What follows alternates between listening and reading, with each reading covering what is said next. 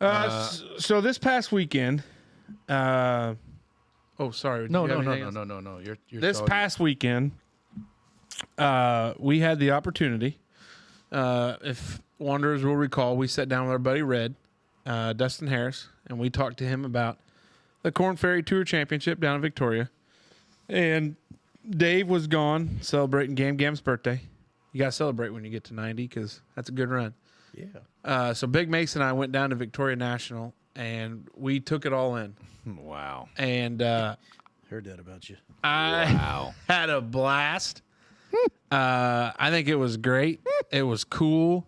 It was fun. Our host, Dustin, was great. Meeting Dustin's parents, his dad. We could probably have his dad on the show. Yeah. Sure. He's got some tales, but we had a blast. It was a lot of fun. Watch golf. We actually even got to go down on 18 right by the green. Watch these guys finish. Alejandro Tosti and was it Fishburne? Fishburne. 2 out of 3 had their tour cards. Yeah. They were sticks. But it was blast to watch them come in and watch them finish. And hey, congratulations, all that stuff. And then watching those guys get their tour cards was cool because it was like a lifetime achievement. Mm-hmm. And then you realize a third of them have been to the PGA Tour, weren't good enough to stay, and now worked their way back. Had to come back. But for the 20 that were, going for the first time, that was pretty cool. But we had a blast, and Tour Championship is going to be in French Lick next year, and I can only imagine what we can get into next year. Because there was actually a few golfers that I was like, man, they'd probably be good on the show. There was one guy who had a great mustache. Oh, God. Wasn't a real big guy, but he had like a great mustache. And then there was another guy that, he was left-handed, and left-handed people generally are just unique. And then there was a guy that we ran into a guy that we talked to that was from, was he from Pike County? Gibson County. Gibson County. He was from Pike County. Yeah, and there was one golfer, I think it was Jason Cap. Was that who it was? Might have been. Was just really good with, hey, here's a golf ball, here's a golf glove. Yeah. Like the kid made a haul. He came out with a half dozen balls and a couple gloves. His golf bag's full now. Cool stuff. But just a few guys that were just truly cool dudes. We had a little controversy, Smoke. A little what now? Controversy. Oh. Yeah, sorry about that. But we had emphasis on the wrong syllable. Yeah, there was a situation where a guy missed the cut. Absolutely. Or 30, not missed the cut. He wasn't in the top 30. He was 31. Just where they had to pull one back, give him 2 strokes because he moved the ball. Yes. So this guy, who was also another just absolute great dude, was in the fairway, and there's a local rule when you're in the fairway, you can mark your ball. You see a lot of them put a tee in. They pick up their golf ball, clean it up, and then they can set it back down. Well, he set his down, and it moved forward. And the rule is you have to set it down again to reattempt twice. And then if it moves again, then you can play it where it lies, or you ask for a ruling and they do all that stuff. Well, he only did it once. And I was talking to a guy that was involved with Dustin and his crew, and I was talking to him today and thanking him for, hey, it was great. It's good to see you. Didn't get to talk very long, but, can't wait to see you next year. And he said, the crazy thing about it is if it's not the Tour Championship, because it's not on TV, nobody freaking knows. Wow. But because it's the Tour Championship and it's on TV, somebody sees it and they say, hey, that ball moved, and then he played it. Mm-hmm. And I was like, man, that's tough. But it's wild because a guy that thought he was out was in, and they were both good dudes from what I've heard from those guys that work with the tour, like both excellent, outstanding dudes, and just tough. Technicality, man. Yeah. But rules are rules. That's right. Smoke would see it that way. Mm-hmm. We hung out with the Mom Water and Dad Water guys. We watched their guy hit a putt to make it onto the tour. You got it, bro. Made it in. That was pretty cool for them. They were set up with a Dad Water stand. We talked to them about coming on to the show. Just kind of talk about what they have going on. But sure. It was really neat. It was cool how they got this golfer when you go to sponsor a golfer. So I'm thinking, Smoke, maybe we go sponsor a golfer next year. You in on that? Yeah. Okay. Perfect. We're going to have to start selling some more ads. Yeah. Cocktails and beer were flowing. I think I got home and it was one of those sneak attacks where the bourbon kind of snuck up on me. Oh, yeah. Because it was the day drinking. And the day drinking doesn't seem to catch up sometimes until, later on. It snuck up and got me, Dave. That's what I like to hear. Yeah. Yeah, it was great. So what do you have, big fella? You were along for the ride. Well, Your I had first golf tournament. It was awesome. So I wore the wrong glasses, so I was already screwed up before I left.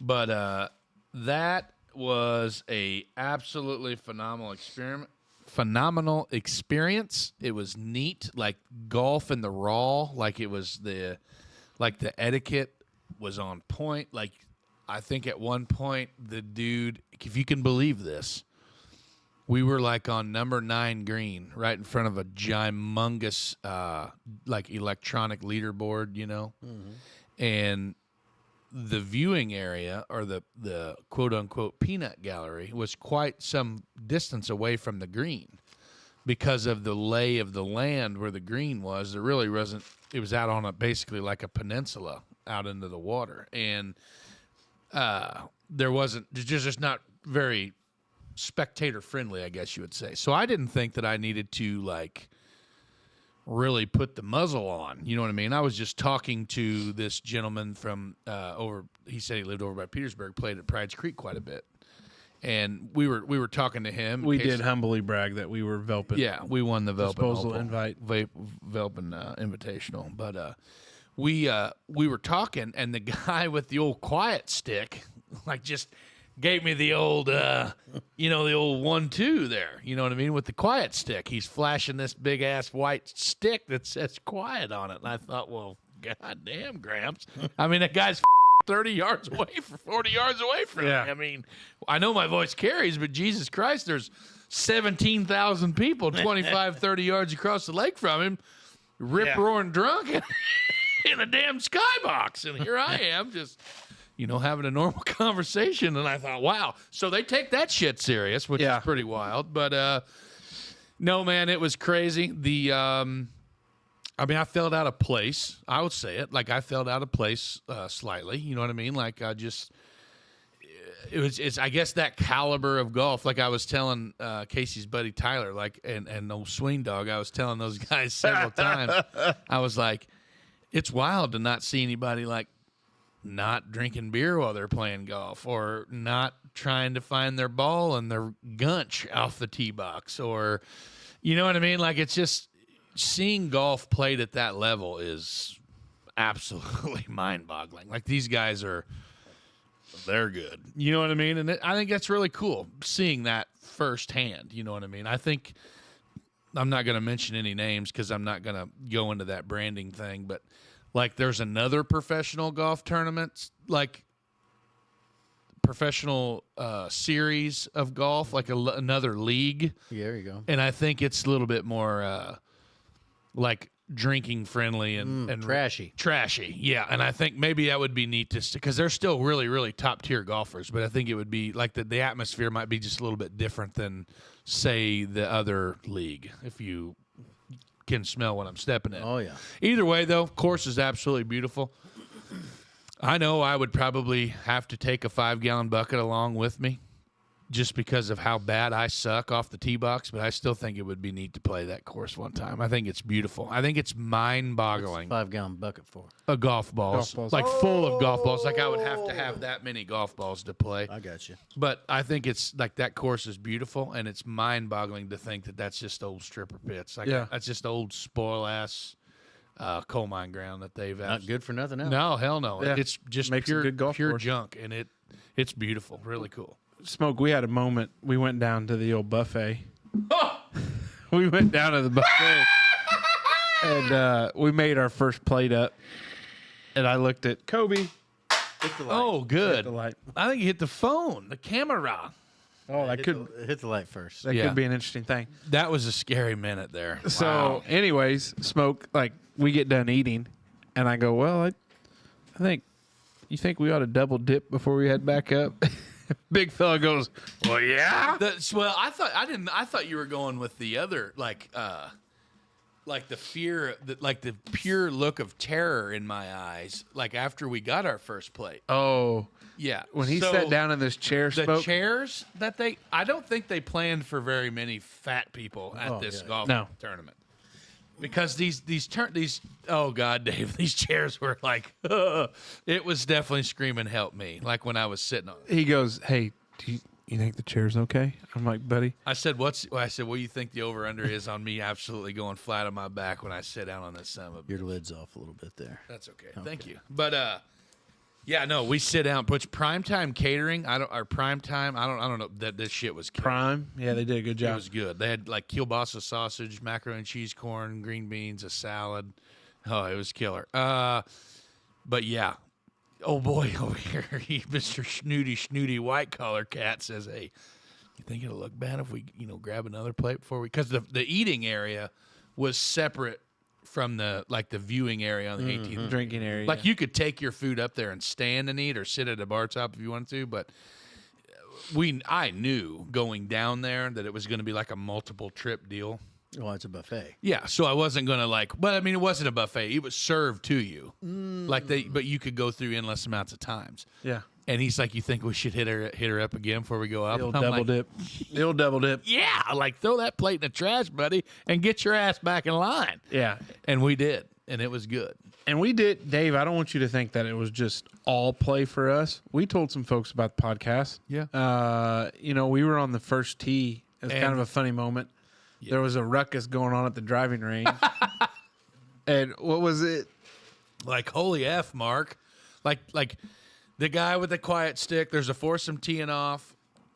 Or I think they're groups of four, right? Yeah. Yeah, so the guys are teeing off, but they are... Threes. Some of them were threes.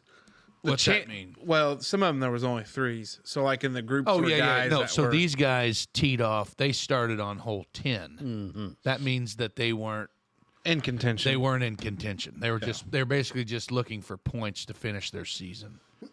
And they started off on 10, and this guy from Australia with a righteous ass mullet, like really looked good.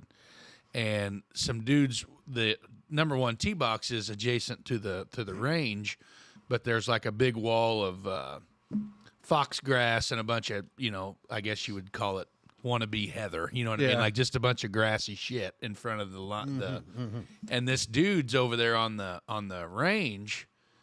I don't know if he ran something over with a golf cart or if he like dropped his beer or something. And he's like, "Holy F, Mark," like really loud. And this guy's like holding the quiet stick, but these guys can't see what's going on, at the range. And after that dude hits and they're all finished, it was the last guy to tee off. And the Australian dude's like, "I think I'd like to go hang out with those blokes," or something something along that line. Like, I think I want to go, because he's obviously playing like shit, and there's not in contention at all. He's literally just trying to finish his round and go home. Yeah. And he's like, "I think I'd like to hang out with those guys." You know what I mean? And we were just like, oh God. And there was a guy playing a yellow golf ball. Oh yeah, and he made the cut. Yeah, he got his tour card. He got his card. He was playing with a green golf ball. I'll be damned. Yeah. So next year, Yeah. I think it'll be that last stretch in September, first part of October, up there at the Pete Dye And we're going. at French Lick. Dave, just so you know. And Can we get rooms so we don't have to come home? The blocks. I'm gonna start. I'm gonna get a room here now. I think. Are you allowed to schedule that far? yeah, That's good. A lot of room blocks are probably full. well, we'll figure it out. Because I bet there's gonna be some cool people to BS with in the casino. Oh, I'm sure. Yeah. I mean, if it's you- going to be an experience to die for. We'll have to bring on Red because he said he had some pretty good stories to tell us. So we Yeah. might have to revisit Red. We'll definitely bring Red back on because he said he's got some awesome stories already from this year. So yeah.